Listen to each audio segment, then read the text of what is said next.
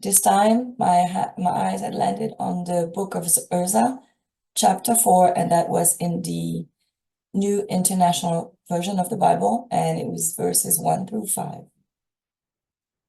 When the enemies of Judah and Benjamin heard that the exiles were building a temple for the Lord, the God of Israel, they came to Zerubbabel and to the heads of the families and said, "Let us help you build, because like you, we seek your God and have been sacrificing to him since the time of Esarhaddon, king of Assyria, who brought us there."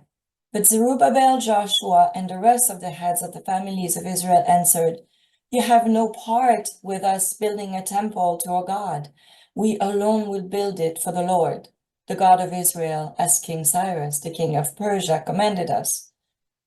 Then the people around them set out to discharge the people of Judah and make them afraid to go building. They bribed officials to go against them and frustrate their plans during the entire reign of Cyrus, king of Persia, and down to the reign of Darius, king of Persia. And thus end the scripture reading from the book of Urza, chapter 5, verses 1 through 5, and again in the New International Version of the Bible. So Cyrus was a Persian king. He was wise, he was fair, and he had allowed people to return to their native land.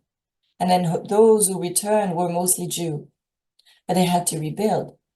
They had to create a new life for themselves, one in which they could support themselves materially and spiritually. They set up a stone altar on Mount Zion, but they were not welcome. No one wanted them there.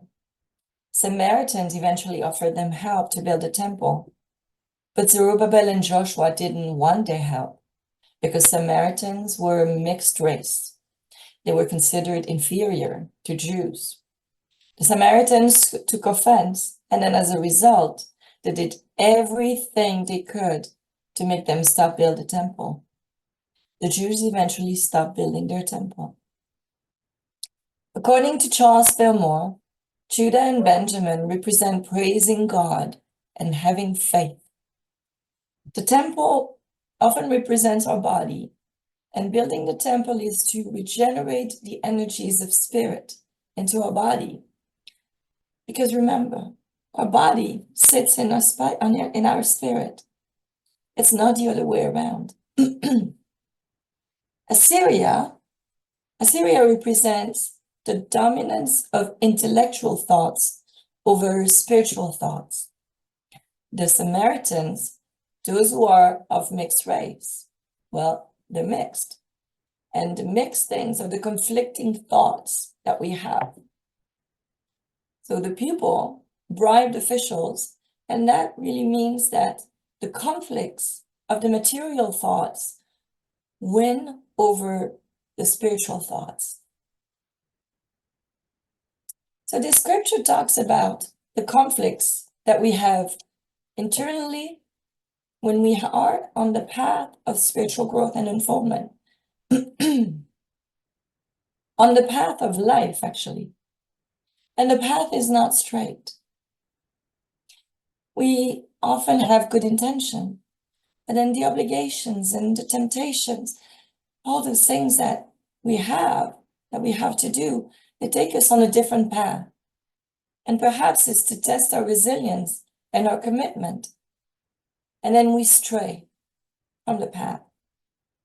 And we struggle to get back on. It's not that we don't want to get back on, but we struggle. We have a hard time going back on the path the way we had intended to. We have ideas, perhaps we make resolutions, but it doesn't always materialize the way we want it to.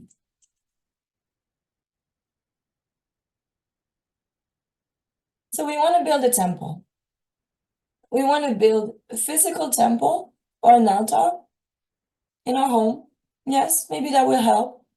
But the real altar that we have to build is within our heart. Building a temple metaphysically means that we infuse our being with the spiritual energies. And for that, we need to strengthen our spiritual practice. We need to build a spiritual practice that will help us control our thoughts and our words to keep us on the path or to put us back on the path. But even then, our life obligations and the conflicts that we have between navigating our spiritual and our personal and our material growth, all that gets in the way of a perfect, straightforward path. The path is a bit crooked. Now, can you identify with the scripture? Have you been there before? Once? Twice? More? Or are you there right now?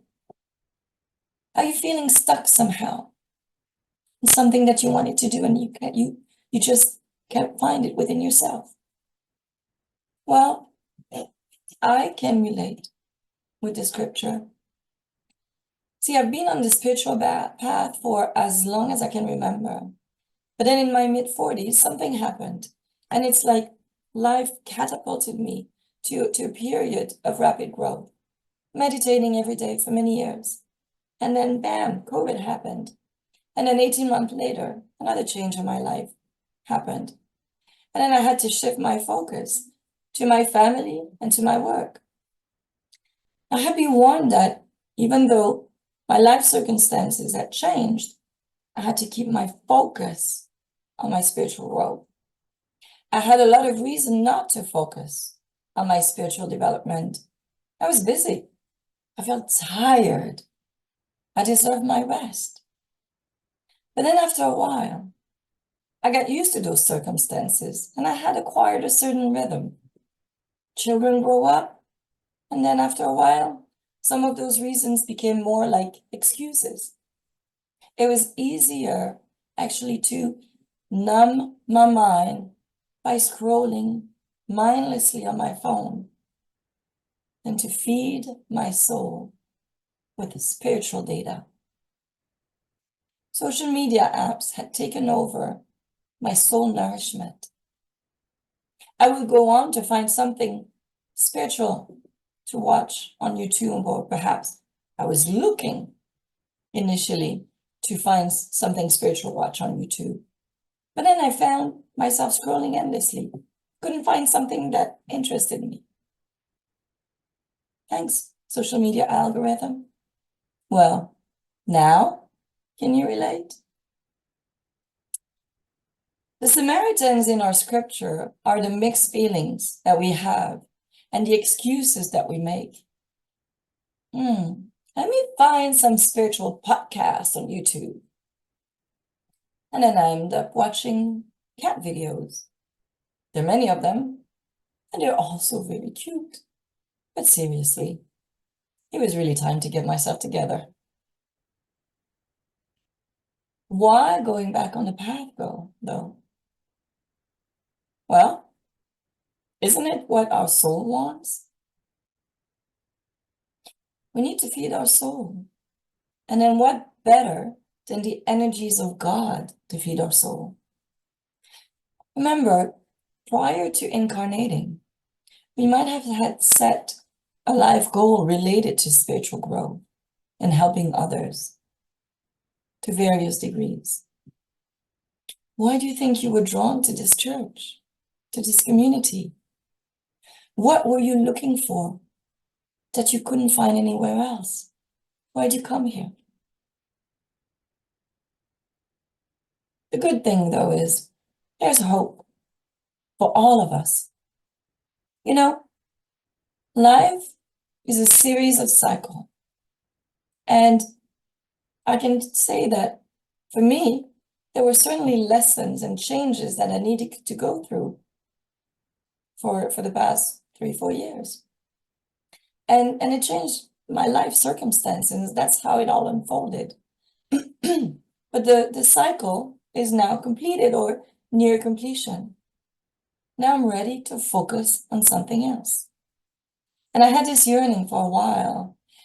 And then a very close friend of mine made this transition. and circumstances led me to conduct his memorial service. And when I did so, I found that I had come home.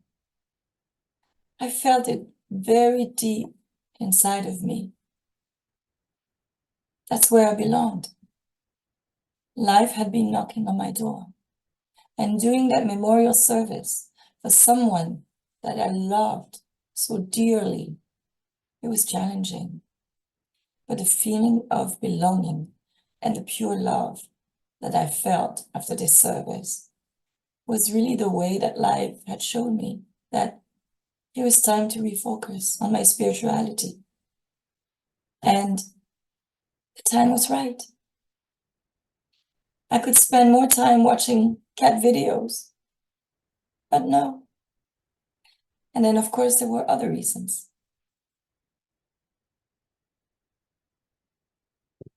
Talking about life cycles.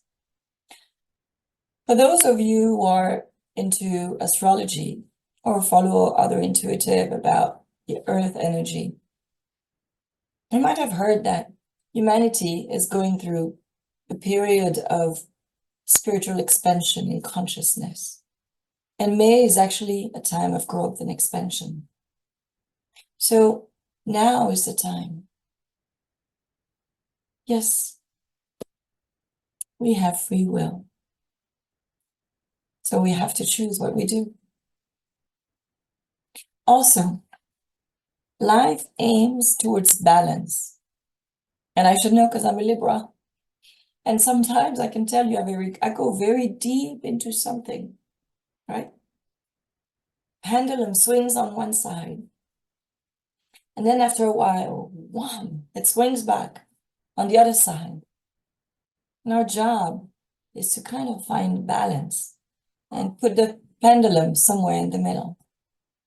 So perhaps at times we spend too much of our energy towards certain things. And it could be that we spend too much of our energy towards spiritual growth as well, that we neglect some other parts of our life, that there's no balance. Because remember, our energy and our focus affects everything and everyone that we are connected to. So we can focus on our spiritual growth, and that's great because it really helps a lot of people. But then if we neglect other parts of our life, all those and all those people around us and all those that they are connected to are also affected by this lack of focus, or that diminished focus that we give them. We have free will, so we have to find balance. And it's really, life will help us restore balance. So we have to follow the cues. And when life knocks on our door, well, we might as well open it. We have help. Because once we've gone on the spiritual path and we've tasted truth and peace and wisdom, it alters our consciousness. Yes, we might stray, and we might find it hard to go back on the path, but life will always try to find a way to lead us back on the path. You could say life, God, the universe, but it's really that divine part that lies within us, our higher self. So when the opportunity knocks on our door, we have to open the door and grab the opportunity. We came here with a purpose. So when it's time for us to do something, let's do it. Now what? All right, so we're going to do it. How do we refocus? Well, we can look back at our old habits. What worked? Well, we can do more of that. What didn't work? Do less of that. Then there's meditation, prayers, affirmation, reading, gratitude, setting intentions, and discipline. Well, let's talk about meditation. You can't go wrong with meditation.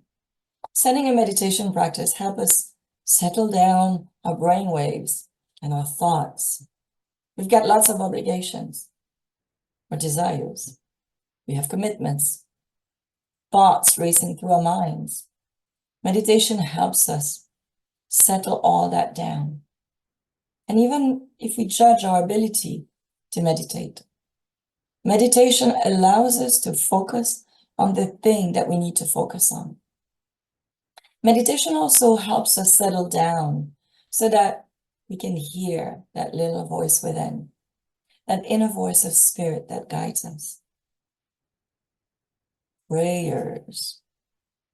Prayers somehow help us stay anchored in our faith. We can pray for ourselves. We can pray for others. We can pray to remain focused on our spiritual path. Hey, ask and it is given to you. Pray silently, within, or pray out loud. Whatever works for you. Pray by yourself, or pray with others when you can, actually. Because praying with others amplifies the energies and the power of prayer. And that's why we congregate. That's why we have those services together. Affirmations. Affirmations set intentions, and then intentions lead us to our goals. It's hard to achieve a goal if we don't have one or we don't know what it is. So I am anchored in my spiritual practice.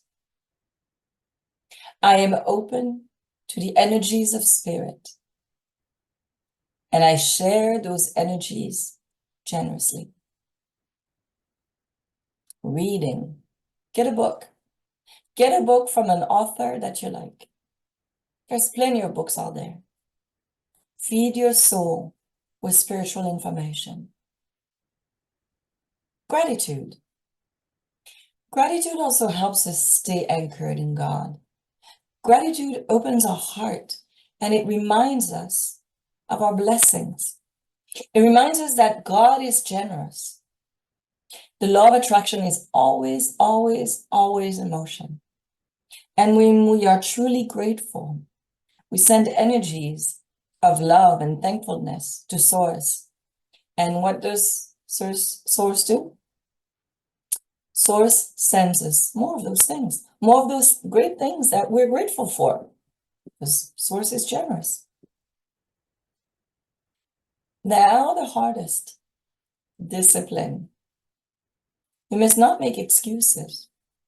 We need to do what we need to do. It's time to invest in perhaps making a habit, because when we make a habit, when a habit forms, we are better able to follow a certain discipline. You know, like I have colleagues who get up at 5 a.m. to go to the gym. That's not me. But I can get up at 6 a.m. to meditate. Now, you know, during certain times of our lives, we find that the adversaries of Judah and Benjamin, and again, praising God and having and expressing our faith. We have also the Samaritans, those mixed thoughts that bribe us and lead us away from our path. But life will always send us signals and try to put us back on our path. If that's our life purpose, life will keep knocking on our door. And then we have to open it. We have the tools. Our job is to use the tools and focus on what is good for us and our ultimate life goal. The time is now.